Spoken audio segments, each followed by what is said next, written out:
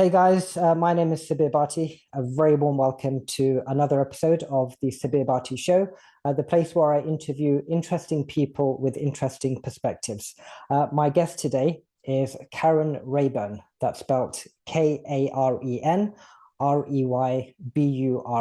on Twitter at Karen L. Rayburn. Karen is the founder and managing director of the creative agency The Profitable Firm, better known as PF. They specialize in helping accountants attract the clients they want using their extremely unique marketing philosophy. You can find out more about PF on Twitter at weare_PF and their website, which is wearepf.com. Now, before we begin, just to give you a bit of background. I actually connected with Karen and her wonderful team just a few weeks ago, and I was so taken aback by the immense professionalism and the wholesome values, which are very central to their work ethic and culture. And I was so impressed that I sent an invite out to be on the show, and was super happy that Karen agreed to be on the show today. So let's kick things off and welcome our special guest today. Good evening, Karen Reyburn. Hello. Hello, thank you so much for having me. I'm excited for all the questions we're going to dig into. Thank you so much for being on the show. Honestly, I cannot put into words how thrilled I am that you said yes to this, and I've been looking forward to it all week. So really looking forward to the conversation. So of course, we're going to delve into so much today, including, of course, the fabulous work that you're doing with PF. But I wanted to start things off slightly differently and ask you this question, if you don't mind. So I want to ask you about a place in Scotland called the Isle of Mull. And it's an island which lies, I believe, off of the west coast of Scotland. Yes, And you describe it as being your favorite place in the world. So what I wanted to ask you was, what makes this place so intriguing for you? Yeah, it's a great question. I originally would have said Scotland is my favorite place in the world, which it still is. But because this island is off the coast, I'm like, there's places that are my favorite on the mainland, and then there's my favorite place in the world. So it's a very small island. I've been visiting it. Originally, it was yearly. Now it's turned into, I think I've been there 6 times this year, over the last 18 years. So I moved to Scotland from America about 20 years ago. And it's one of those where I believe that there are places and as well as people that you can have a connection to. So I remember talking to a friend one time where he said, "Oh, I feel like me and Florence have this connection, but I haven't been able to fully explore it." And that was the first I kind of considered how places can have a connection as well as people. You meet someone, you're like, "Oh, we just really hit it off. We connected." Like you're saying, you and I chat, and you're like, "Oh, this is exciting. It's going to be great." I feel like I had that one the very first time I went to the Isle of Mull because it's far enough away from the mainland to be away, and you feel like you're in another world and it's very remote. There's about 3,000, if I'm correct, there's about 3,000 people on the island. There's a little tiny island it's connected to. And I had this, like, it's far enough away, but close enough. It takes me about 2.5 hours to get to the ferry, 45 minutes on a ferry, and you're just in a whole nother world. And one of the pillars that we have at PF at my company is rest. And to be in a place that is restful for your mind, for your spirit, for your senses, for your heart. And for whatever reason, there was a grain of that in the early days when I first started going to Mull. And the more often I went there, the stronger that connection was to that place. And there's an element to which there's only so much I can describe about it. I'm imagining you and those listening would have places that and people that it's hard to, you try to, but there are other people who visit it and go, "Yeah, it's beautiful. It's amazing. Don't really want to live there, but that's cool. Glad you enjoy it." And for me, it's a connection that only gets stronger. And I was driving on the island one of the last times I was there. There was a guy who needed a lift. Again, not normally the thing I would do on the mainland, especially in Glasgow or something. But you're on this remote island. Everybody knows everybody. And I say, "Can I give you a lift?" And I drop him off at a farm about 45 minutes away. And he asked me the same question. and we were talking about how this place is literally has magic. There's magic element in it for me, and it has to do with the changeability and the light and the beauty and the quiet, and the fact that if you anywhere you drive, the cows and the sheep are going to slow you down. Everything slows you down. No matter how hard you try to go fast on Mull, you cannot. The island will stop you. So I feel like Mull not only allows me, but also sometimes requires me to slow down in spite of myself. And I need that in my life. Wow. Well, thank you so much for sharing that. And it's really interesting. And I actually had a similar experience when I traveled to Malta about 2-3 years ago. Initially went on holiday with a friend and came back with a very similar feeling. There was something very unique and special about the place. Yeah. Similar to what you described about the Isle of Mull, it had a very peaceful element to the place. And yeah, so I actually went back to live there for a while, and then ended up coming back. Yeah. But it holds a very special place in my heart. So I totally get where you're coming from. So thank you for sharing that. Yeah, and I do also want to say, sometimes I feel a little nervous sharing it because I'm like, listen, I love that if everybody loves it, but everybody is not able to love it because then it won't be what it is. Sure. But I do feel like Mull is literally protected by the water. Because unlike, for example, the Isle of Skye, which has a bridge that you can go over anytime, you have to have a ferry. There are only 3 different ferries, and if you don't get a ferry, you don't go. So there is an element to which Mull protects itself. And I believe, I don't want to speak for the island because I don't live there yet, but there is this mentality that like Mull loves that it is shared with people, and also maybe not too many people. So there's that fine line. Sure. No, thank you again for sharing that. It's beautiful to hear that story. Now I want to switch gears slightly now and talk a bit about PF and your marketing philosophy, which I find really interesting when I came across it for the first time. Now, in some parts of the marketing world, I guess there is this notion that you have to try and get everyone who approaches your business, so try and get as many of the clients that approach you. Now, while that may work for some, your approach is very unique and different because your philosophy is important to attract clients that you want to work with. And this is what you do with your clients. You work with accountants. And another part that I found really interesting, because we were speaking off air through email a few days ago, and you said that you hold the values of freedom and honesty very dear to your heart. And that got me thinking, and I was really excited to ask you this question actually. How much do you feel your values of freedom and honesty are actually intertwined with your philosophy? Because in a way, you're giving your clients the freedom to choose clients they want, and you're also being honest with them about what you think is the right way forward. So I'd be interested to know if your values carry to your philosophy in your workplace. Yeah, it's a great question, because if I step back for a second to the official values of PF, which are creativity, integrity, generosity, and rest, those are pillars, the character pillars of the company. We also have 6 values that are behavior-led values. Those 2 that you mentioned are my personal life values. And every member of the team identifies their 2 personal life values as well as their personal pillars. And we got that from an exercise through Brené Brown's Dare to Lead. And there's a whole exercise you can do. And we've created a whole task and exercise within PF that every new team member, here's how to do it, here's how to get down to it. And the whole process of figuring out what those 2 things are is a deep exercise. I mean, I probably spent 2 weeks deciding between freedom and independence, which one truly reflected me and my decisions. And a big part of personal life values is saying, when I go to make a big decision in my life, what values guide me? And when I thought about what caused me to end up moving to Scotland from America, or, wanting to eventually move to Mull, like, there are things about freedom and choices that have to do with that.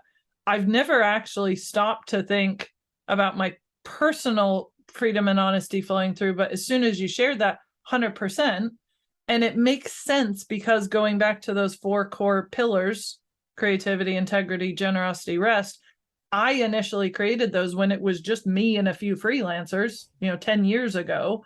We now have a team of 18, and we've got content writers and graphic designers and web team and client marketing managers. And we have checked in on those pillars many times over the years, and they still hold true. But it does make sense that the personal values of the business owner would flow through as well. And I do believe that not only are those important to me, but the type of people we work with are people who value freedom.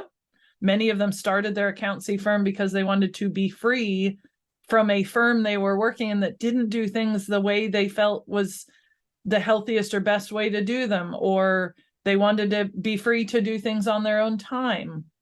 And then when it comes to honesty, what we encourage accountants to do is be honest with yourself about who you do actually want to work with. Because I believe everybody, or almost everybody, starts a business with, I have to take on everyone. I don't necessarily think that's the healthiest or the best choice, but it is often what we do out of desperation or fear or a lack of knowledge about who your audience is. So a lot of what we do at PF is helping people to be honest about who they actually want to work with, and then have the sense of self-worth to say, I don't have to take that client who is, or that potential client who is sending me harsh messages, questioning everything that I send them, every bill, every quote, every proposal, who is making my and my team's life difficult. I don't have to, because life is too short, and I am worth working with people I love. And then recognizing that working with people you love doesn't necessarily mean that a lovely person will be a client of yours. They may be lovely and kind and you enjoy their company, but this is not the right place for them to be best served or for you to serve them. Same with the team. When we hire people, we want them to be with PF for the long term, but there are times when things change and you go, is this the best? It has to be the best place for clients and for the team for the whole time that they're there. And we have to be honest with ourselves and each other about, is it working now? Is it continuing to work? And then clients and teams stay there because they're in the best place that they could be. Yeah. No, that's fascinating. Your approach is really interesting. And, I'm always intrigued whenever I hear stories of founders in organizations who like to do things differently. And as a result, are doing things well. I get a real kick out of hearing stories like that. It's really exciting. So honestly, congratulations on the initiative, the way you think about marketing. It's clearly working. So thank you for sharing those insights. Now, I hope you don't mind. What I want to do through the rest of our conversation is to switch gears every now and then. So to give the audience a better flavor of PF and also a bit about you as the founder. Now, a few moments ago, you mentioned your switch from America to Scotland. And I know that the decision that you made of not returning back to America once you went to Scotland was quite a profound moment in your life, and it resulted in a lot of positive outcomes for you.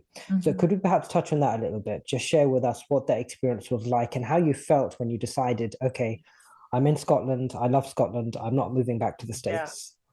Yeah, and thank you for the question. I was telling you before this that the mere question of what moment in your life do you consider to be profound was a profound question.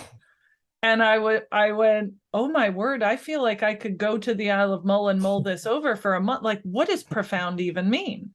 And a lot of my processing was to, at least for me, mean that profound has to do with something that moves you, something that changes things for the long term. And yet it somehow also connects with things that were moving already.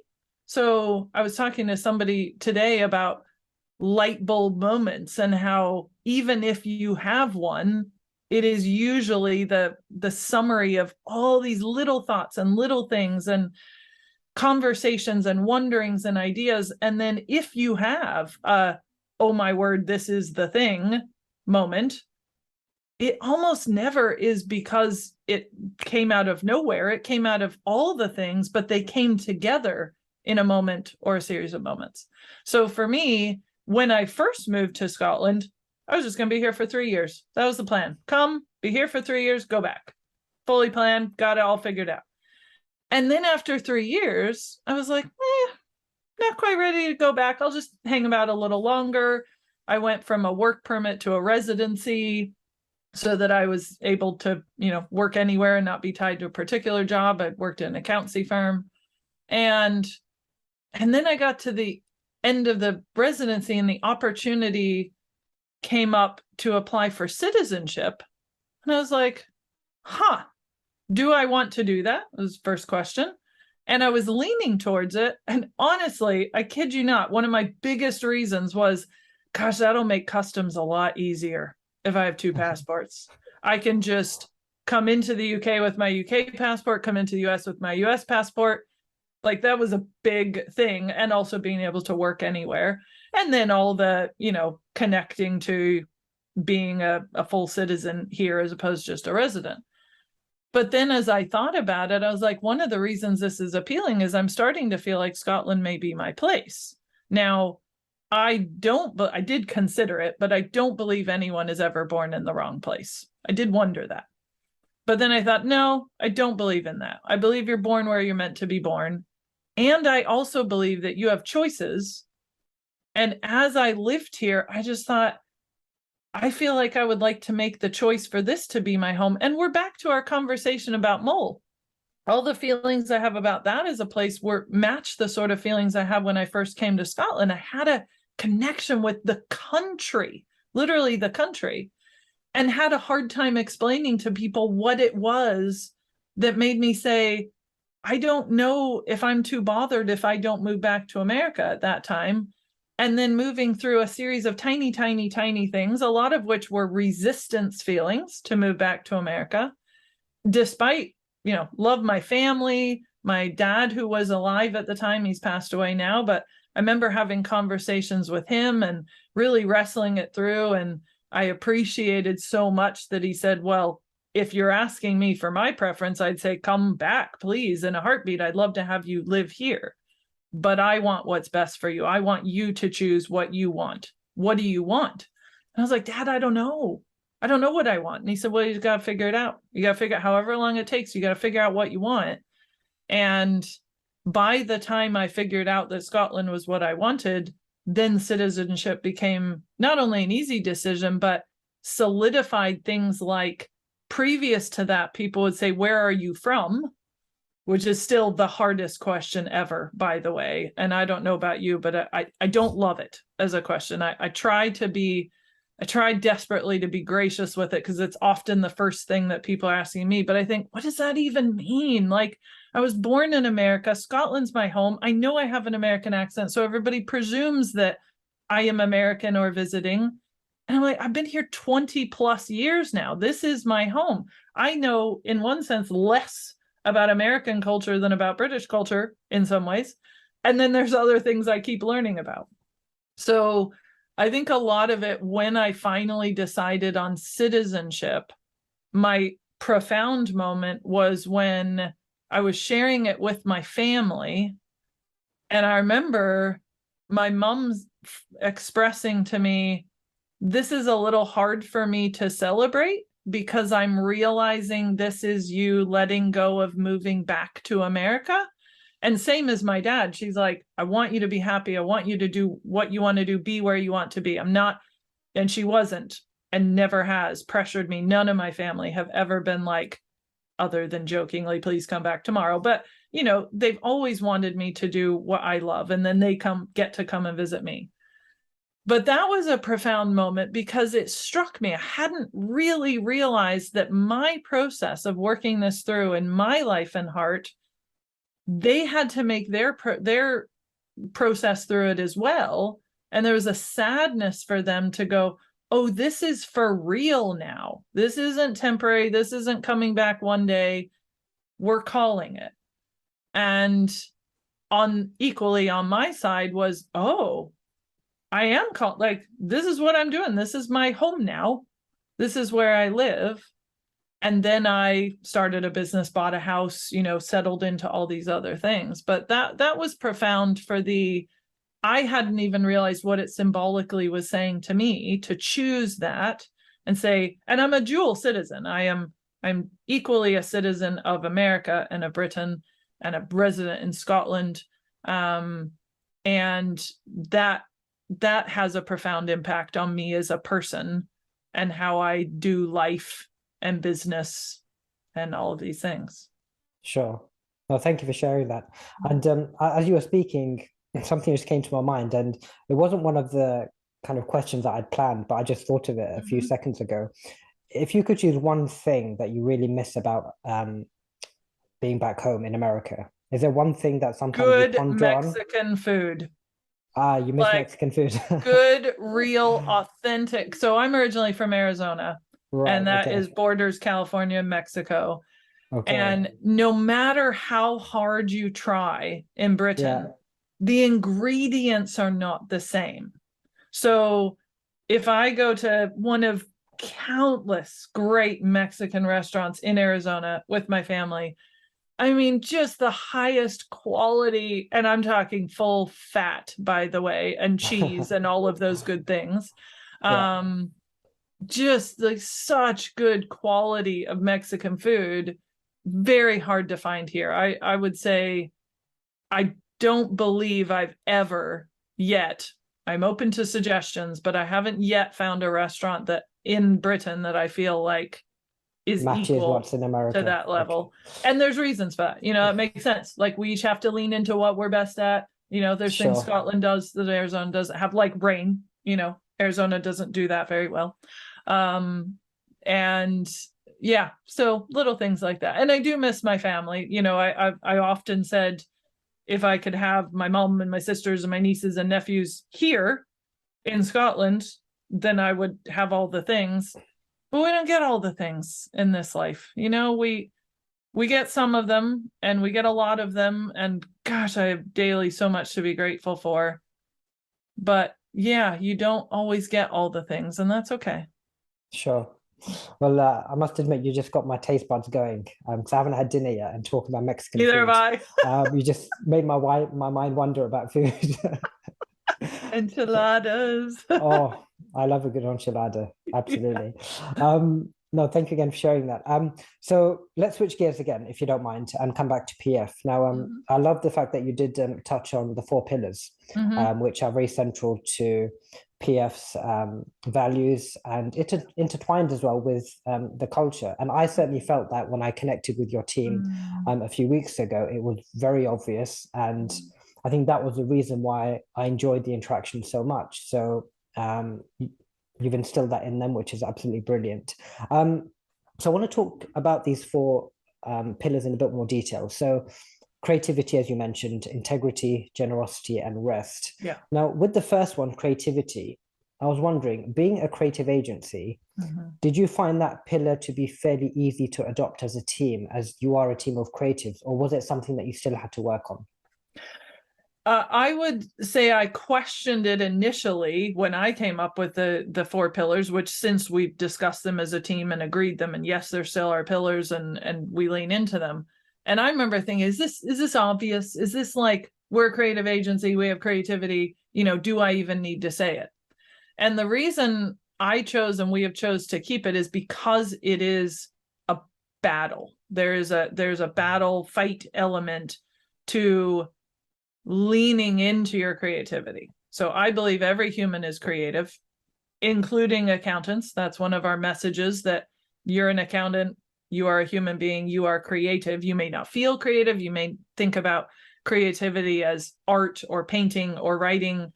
That's not what we're talking about with creativity. We're talking about curiosity and problem solving, which accountants are excellent at, especially the ones that we work with are curious and open and want to be involved in their own marketing. And I'm going to link it with the rest pillar, because choosing rest and choosing creativity is a balance and a they work to get all the pillars work together. But in order to be creative, you must choose rest. And yet there are times where you got to power through and, work until late or work at the weekends. And I work hard to help my team not to have to do that. But from time to time, they do it because they care about the work or because of things that happen during the week. And we're conscious as a team that we have to work at, what does creativity even mean? How do I lean into my personal creativity? Am I encouraging the rest of the team to be creative and bring their best self to this project? Are we just churning out work, or are we bringing our best creative self to every project we do? What happens when I'm not feeling creative? How do I deal with that? How do I bring rest into it? What if I need rest, but I also have a deadline? And so it is a fight to work for that. And we decided to keep it because we need these conversations. And in the team meet probably a month or two ago, we were sharing that some of us were overwhelmed, were burnt out, were exhausted, were struggling. I was sharing that was happening to me personally and saying, I feel this, you guys, and I've maybe held back saying it because I'm trying to hold it all together and make everything work. But I just want to say, I'm in this with you. I don't have all the answers, but we're going to work it out together. And we came back to these two pillars of creativity and rest. And one of the teams said, I'm going to be honest here and be transparent, which is one of our values. I'm not feeling very creative or restful right now. I feel like I'm not having the integrity of leaning into those. What do we do about that? So instead of going, oh no, we failed as a company, we're not leaning into these, go, okay, we're not leaning into these right now. Where's that coming from? How can we help?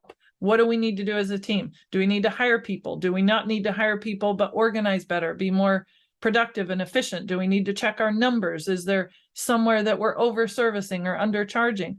That conversation and other conversations as well has led to some significant changes already that are in place at PF because we recognized we're struggling with these pillars right now.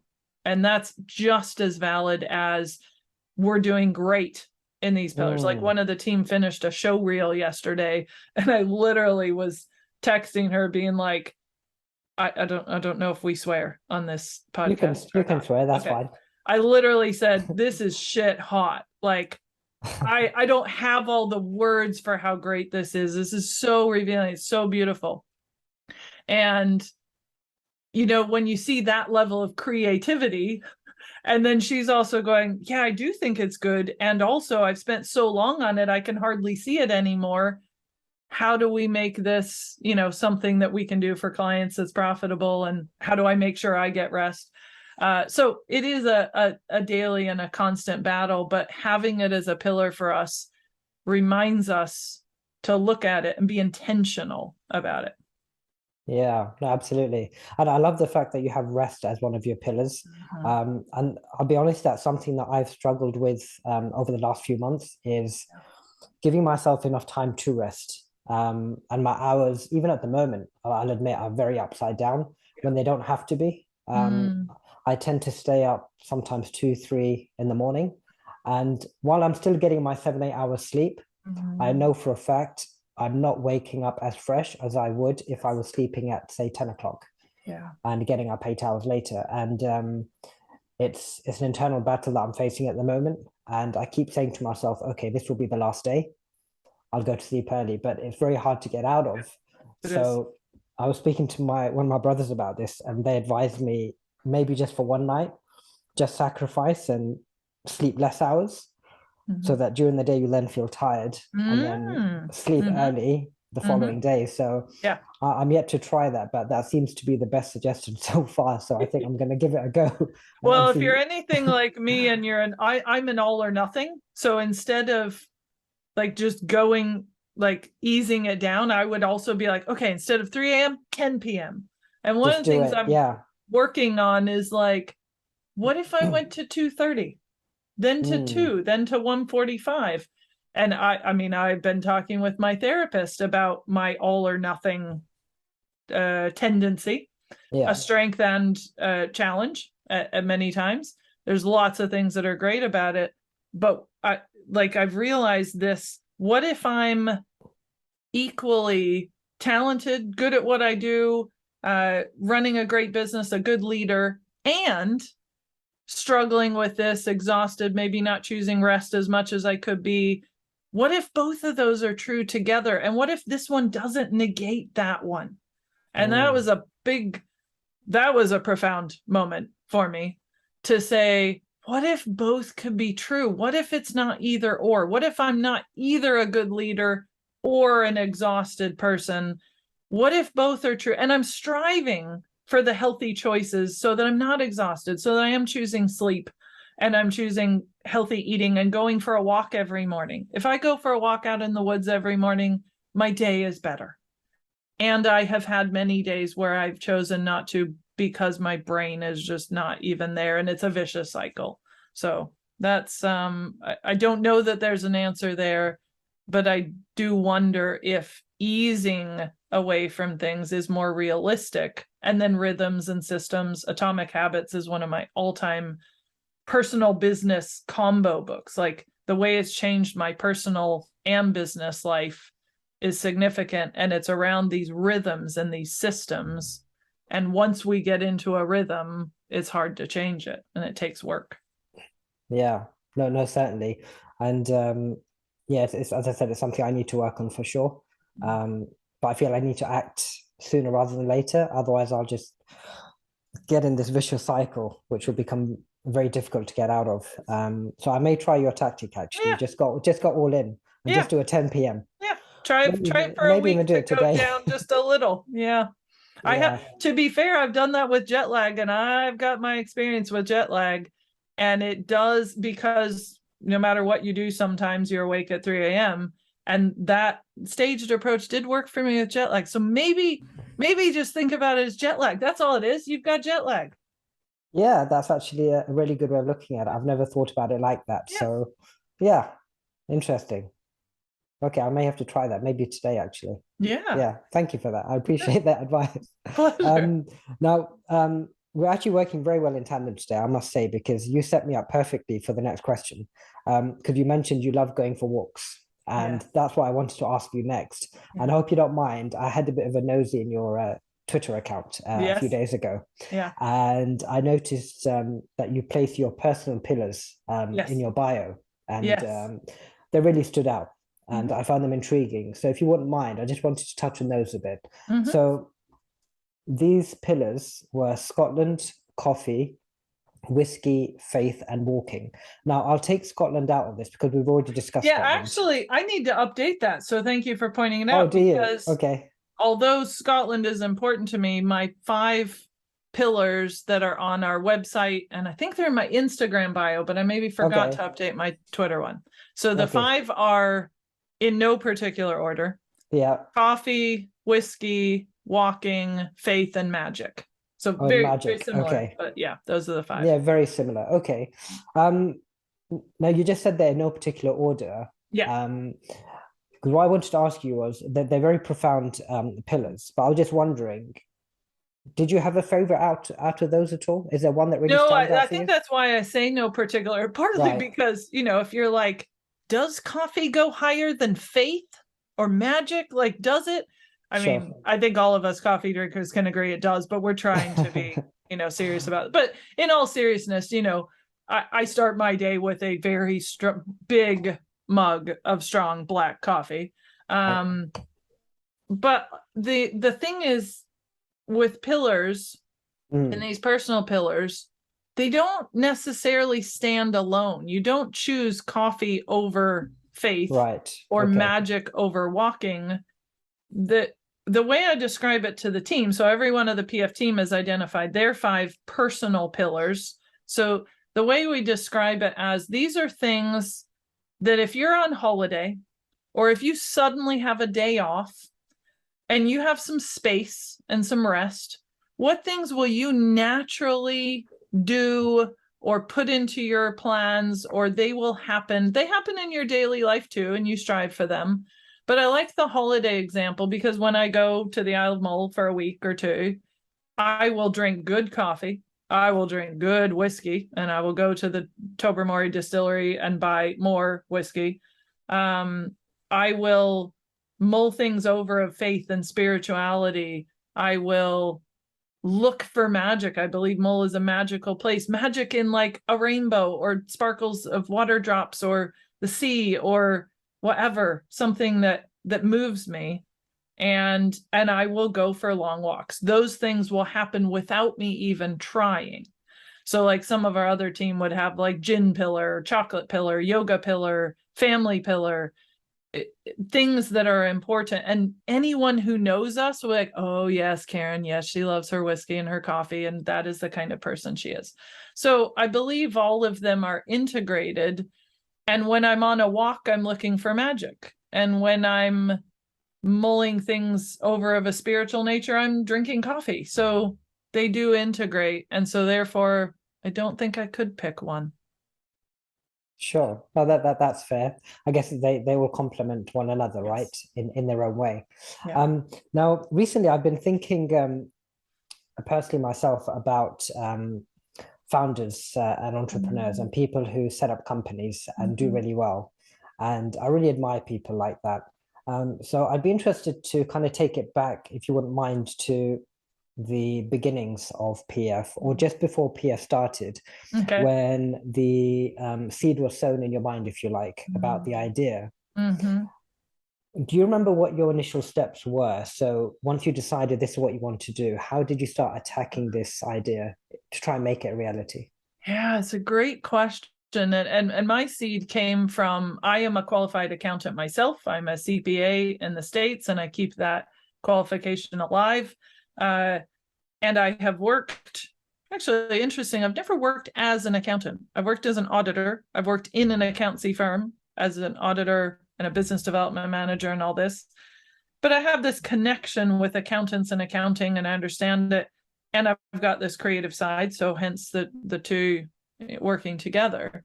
And what struck me is I had been working with and serving accountants for a long time. I'd worked as an auditor, worked in this accountancy firm in Scotland, where I became their business development manager, and then they created a whole consultancy division and ran that for them.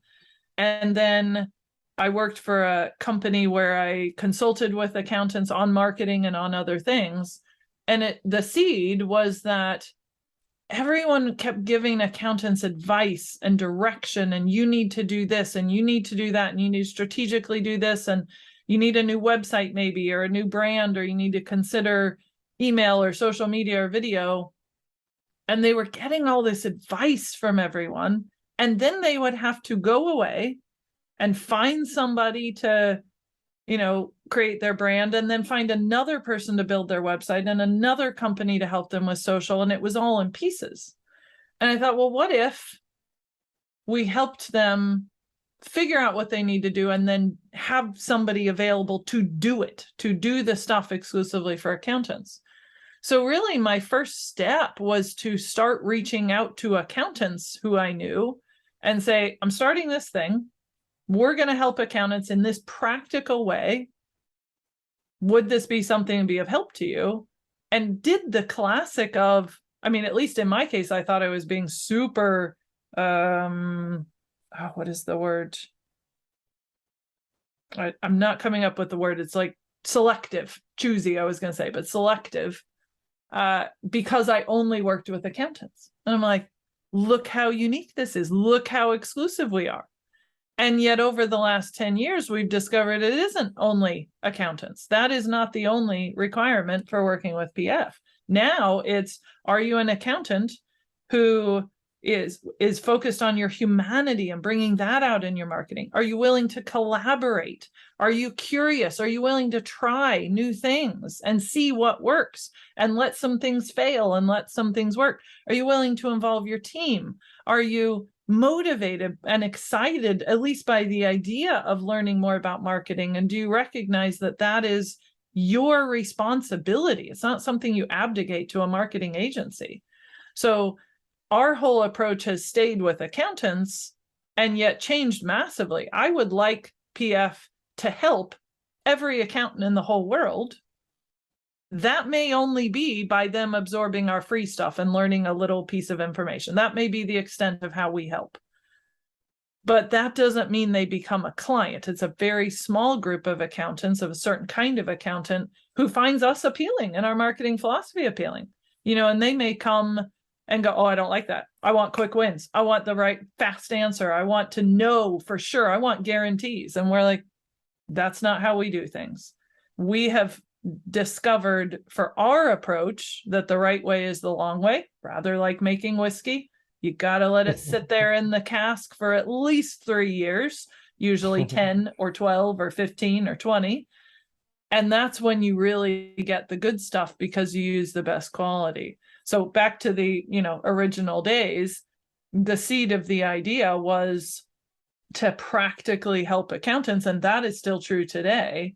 But we went through a lot of figuring that out by simply serving accountants with any marketing service until we worked out a system. So, I mean, it's hard. Actually, it's been a long time since I thought back. That was 10 years ago. And I was joking with one of the team about small Karen. I wasn't necessarily different size then, but, the younger Karen sitting there in my flat at the time. I have a house now, but my flat with my MacBook and a big window there. And I distinctly remember doing everything, running the webinars, sending the emails, writing the blog posts, choosing the images, posting the blog posts, sharing those on social, everything, all the client work, we used a few outsourcers and freelancers. I remember running a webinar and the postie was showing up at the window, chapping it to give me a delivery. And I'm like, I'm on a webinar, and you're trying to do all the things. And that's what I did. I just did all the things. And honestly, I've heard a lot of people say this, which doesn't make it any less true for me, but I didn't actually set out to have this creative agency with 18 or 25 or 100 people. I just wanted to help accountants to the best of my ability with a few freelancers. I didn't even know if I wanted employees.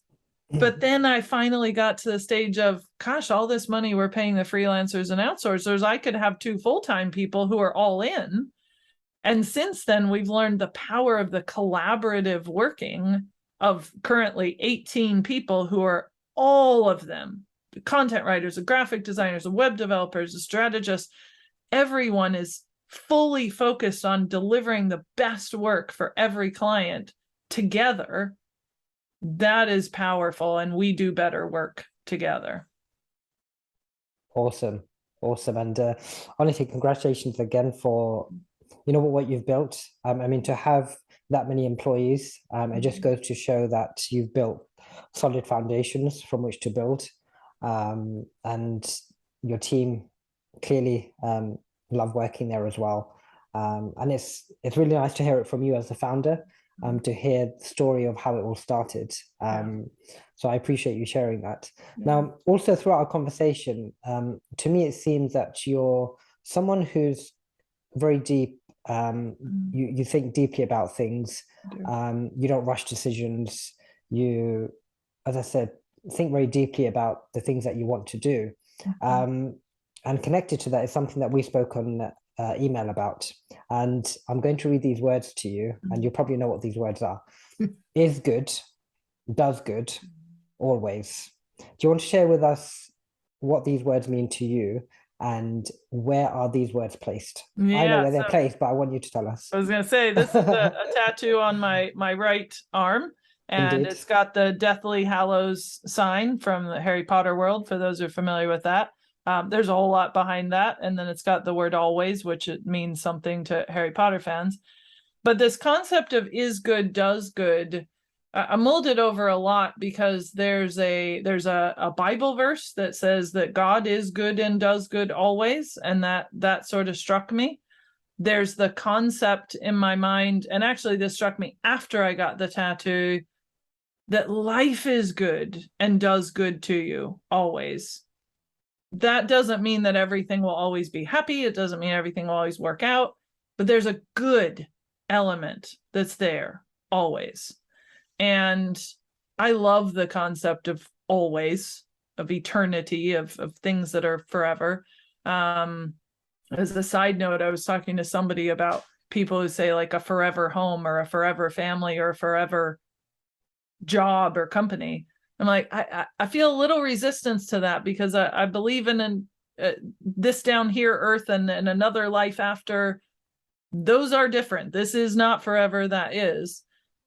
But the concept of good thing, the good endures forever.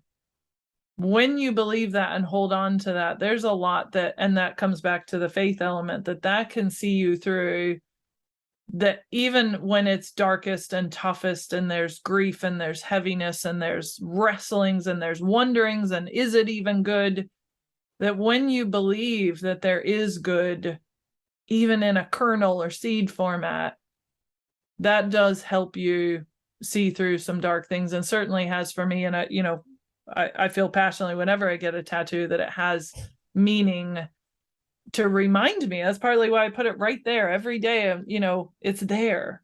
And even, even to extend it beyond to, as an aspirational statement, that I am good and do good always. And that one, I had to dig into some heavy duty self-worth things there to be like, how can I hold on to that? Again, back to my, is that true? Along with also, I screw up, I mess things up, I don't always get it right, or I don't even know, and still that there is good and that I am doing good. So. No, that's really interesting. And also comes across by speaking to you that affirmations are quite important to you as well. And you like the idea of having affirmations around all of the time, just to help ground oneself and to give oneself a direction. And I noticed that that's very much present with PF as well. And I'm just having a look at your website again as we're speaking. And this is something I noticed a few weeks ago as well when we first connected. It's about placing values at the heart of everything. For example, I'm looking at the section now about people, and it's clear to see in the background, our people, you celebrate the team, and you're very proud about the values that you hold dear to your culture and work ethic.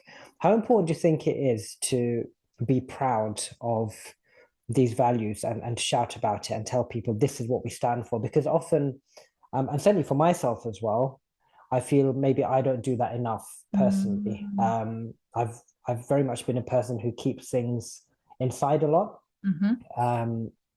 And I've maybe struggled to create that balance where I'm not as confident as to kind of voice myself as maybe as much as I should, perhaps. Yeah.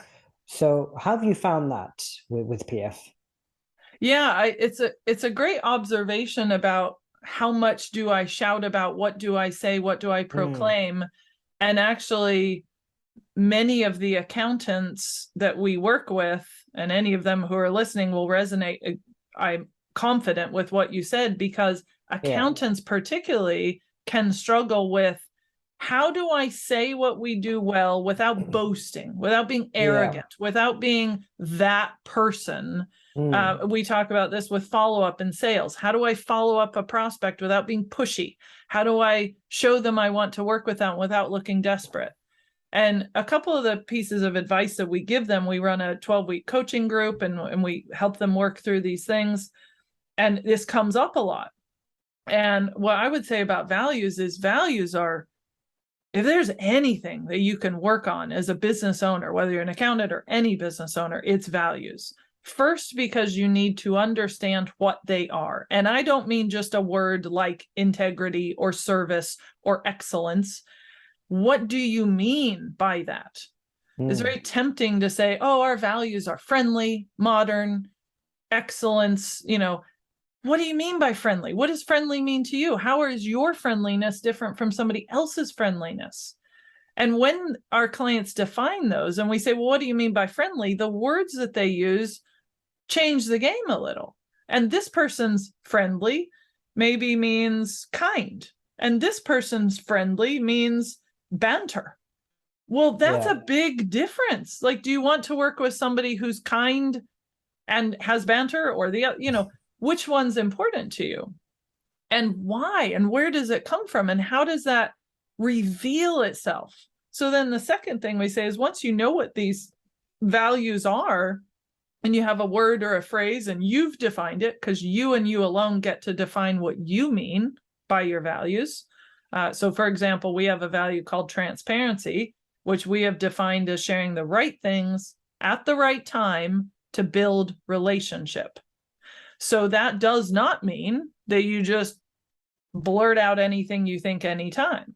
That's not transparency. You need to pause and think and consider the relationship and say, considering our relationship, and actually today's not a good day to share that. I will share it. Tomorrow's better, so that we can have this good relationship.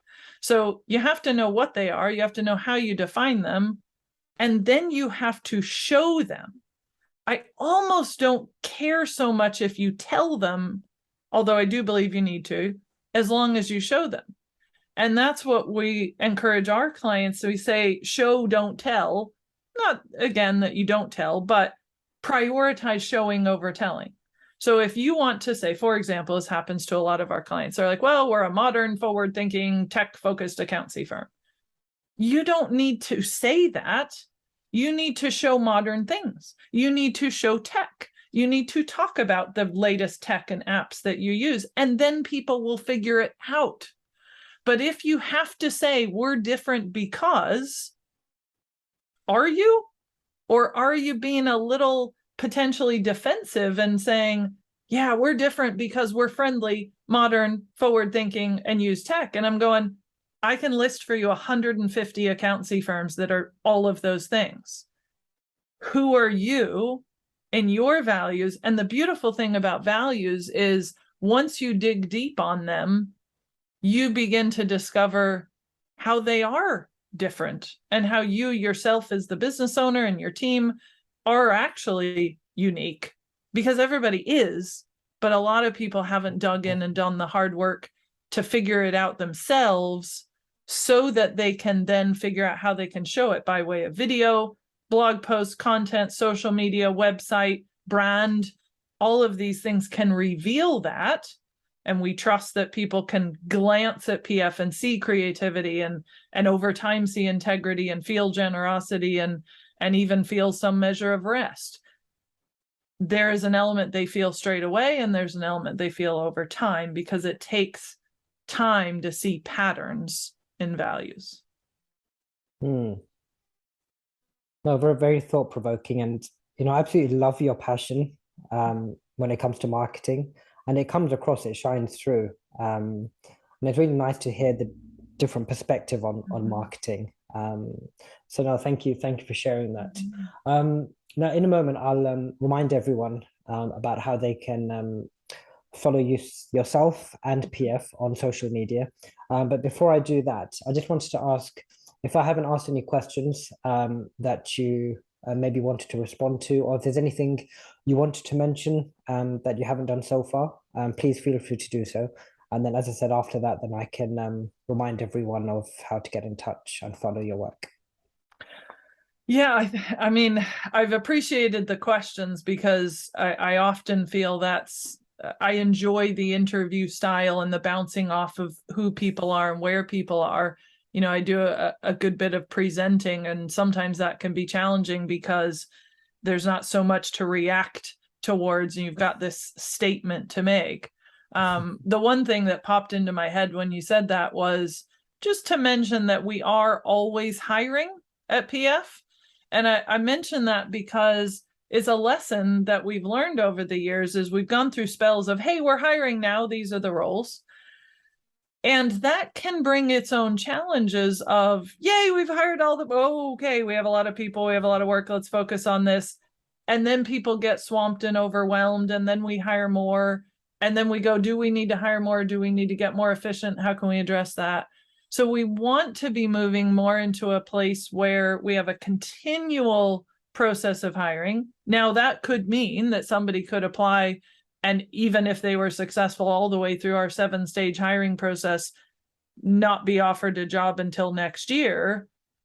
But we're starting to consider, wouldn't that be better to find people who say, I don't just want a job. I don't just want a place, a nice place to work and do these things. I want PF. I want PF for these reasons, for creativity, integrity, generosity, and rest, for transparency, for the people that they are and the work they do and the opportunity I have and the career progression. That's what I want. And I am willing to wait for it. And we believe that for team members as well as for clients.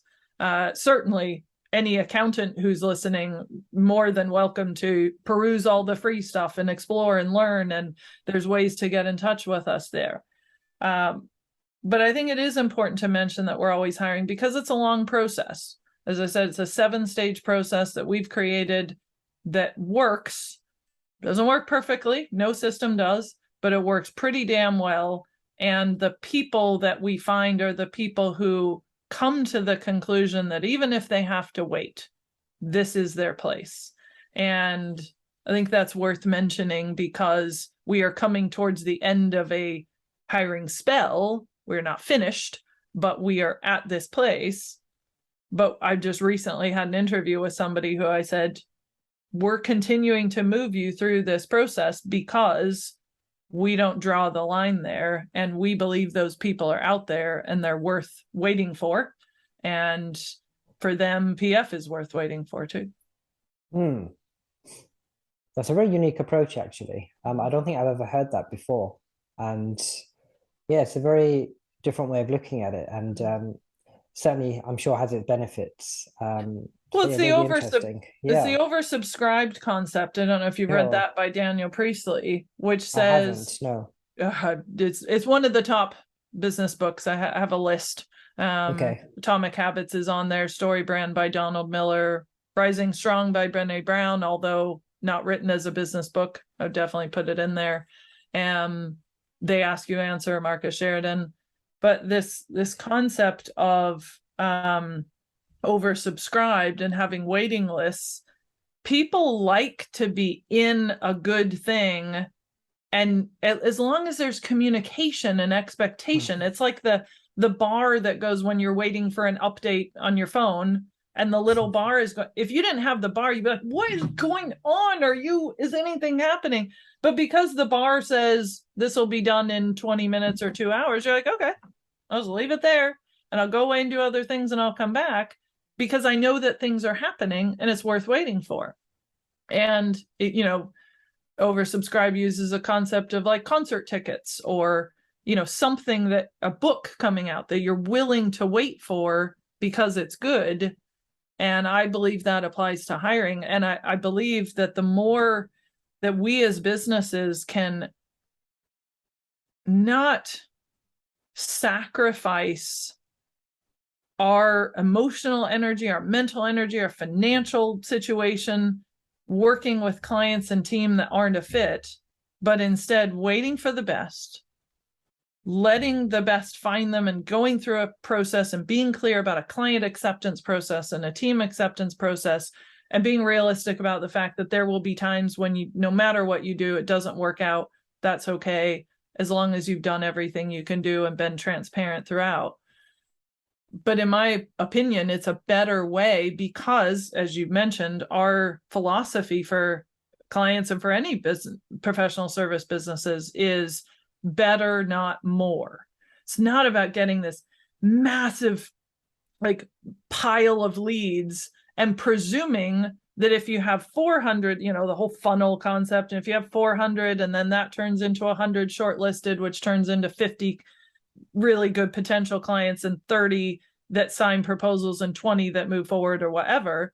What if you just had 30 really good ones as opposed to 400 that you had to filter through? Well, that's your job and your responsibility to be clear and say, this is who we work with and here's who we don't. This is who we hire and here's who we don't. And we say that all over and we stand by it. We hire and fire by values. And that applies to clients and team. We live those and it matters. We have check-in documents and forms that say, how have you leaned into this value and this pillar? How have you not? Where do you need to work at that? If we have a client relationship that's struggling for some reason, we have a conversation with them about these things.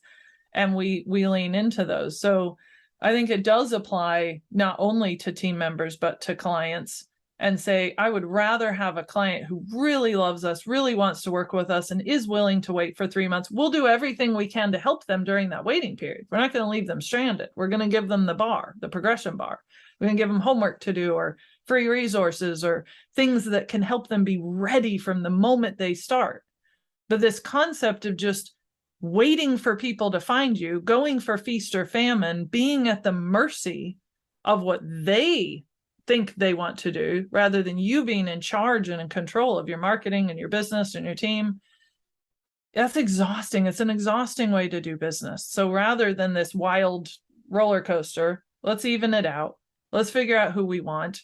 Let's be honest about that and be transparent. And if the person says, listen, love the company, love all this, made it all the way through I don't want to wait, it's no problem. It's no problem. Better to call it. And then we can all be honest with each other about it. And it's back to that, like, I want the best for people. I want the best for our clients. And I will do everything possible for my company to make sure that we deliver that. But if we've done all that and they've done all that, and for whatever reason it's not the best place, that's okay. And other times we realize, hey, we screwed up here. We'll raise our hands, we'll fix it. Or you did something there and you'll take responsibility. So yeah, being honest with what you want and how you do it is a lot more relieving, and a lot more leans us back towards rest, which we were talking about. And there's a lot more I could say about rest, making some notes on. I'd like to write a book on that concept of using rest towards creativity. It's a choice, and it's not just sleep. It's not just, it may not even be sleep for you. There's a mental, spiritual, emotional thing of rest. But to be a rested business owner means that you're somebody who is working with the best people, best clients, and the best team for the best money that you need to charge. That helps you to be a person at rest, which brings your creative and best self. Wow. What a way to end. And by the way, if you do end up writing that book, please let me know. I've got a manuscript. I'll be one of the first book people one to buy it. Yeah. Oh, have you? That is book 3. So I've got the manuscript of book 1 that is in editing phase, and I'm not going to lie, is a tough phase right now. I'm struggling. My struggle is that I have more words, so I have 130,000 words, and my editors have advised to move this down to 100,000, which I'm finding hard. Right. So that is in progress. That is coming. The manuscript is there. Shorten it a little bit. Then there's another book on the accountants are creative too. And then we go to rest. So in that order, you can expect them, and I'll keep you posted. Absolutely. Please let me know if that ever becomes available. I'll certainly try and get a copy for myself. Sure. Karen, it's been an absolute pleasure. From the bottom of my heart, thank you so much for taking the time. It's been an incredible conversation. Thank you for taking the time and sharing everything that you did. Just a quick reminder to everybody who's watching and listening. Karen Reyburn is available on Twitter. You can follow her using her handle on Twitter, which is at Karen L. Reyburn. Reyburn spelled KarenLReyburn.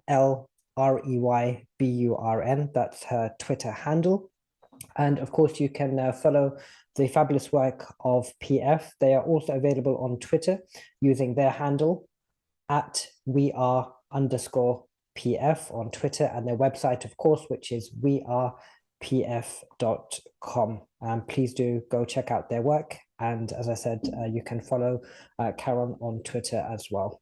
Thank you so much for watching and listening. I hope you've enjoyed this episode of the Sabir Bhatti Show. Take care. Until next time, have a blessed day. Bye-bye. Bye.